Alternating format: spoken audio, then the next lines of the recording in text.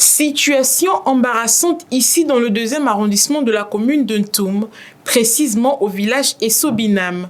Les autochtones subissent des pressions liées aux problèmes fonciers avec les agents de la SNI et du cadastre. Pourtant, ces derniers avaient obtenu la promesse d'un non-déguerpissement de la part des agents du ministère de l'Habitat.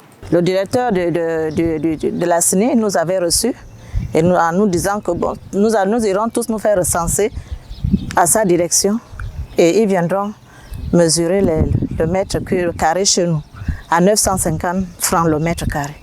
Mais contre toute entente, pendant que nous allions pour nous faire enregistrer à la CENI, nous arrivons, nous trouvons une pancarte qui parle de lotissement parcellaire, ministère de l'Habitat, CTRI. Nous avons rencontré le coordonnateur de ce projet et le chef du projet. Nous avons bien fait savoir que personne ne sera déguerpi. Ils font des lots, des îlots. Et dans ces îlots-là, pour les terrains nus, 500 mètres carrés avec titre foncier. Les terrains avec les plantations, les vergers, 600 mètres carrés avec titre foncier. Les terrains qui ont des bâtisses, des maisons, 750 mètres carrés. Ça, c'est l'intégration. Et maintenant, ils ont dit, bon, ceux qui ont des grands terrains pourront faire des demandes d'attribution. Et les prix seront fixés par le ministère lui-même.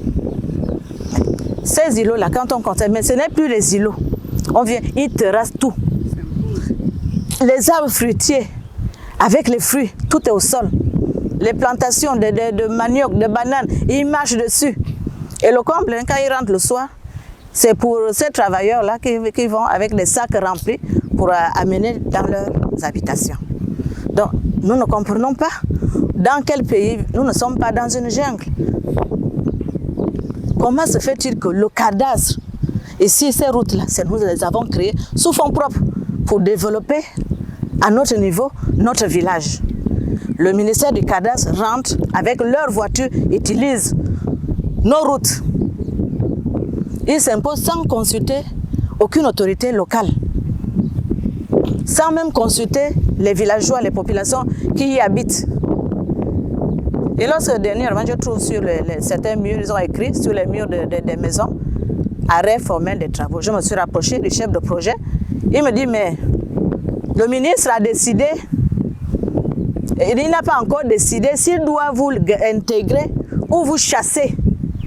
Je dis, mais attends, comment le ministre, il rentre chez nous, ne voit personne, il va décider, donc c'est lui qui décide, parce qu'il est au nom du CTRI, à nous chasser ou nous intégrer.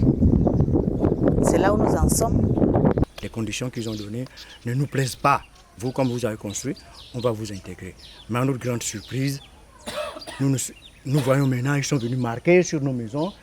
Je suis retombé, la tension est montée, je suis maintenant à 14,9, 15,9. Et parce que vraiment, je suis stressé. Je ne sais comment faire avec la grande famille que j'ai. Pour ceux qui ont construit, ils vont nous donner 750 mètres carrés.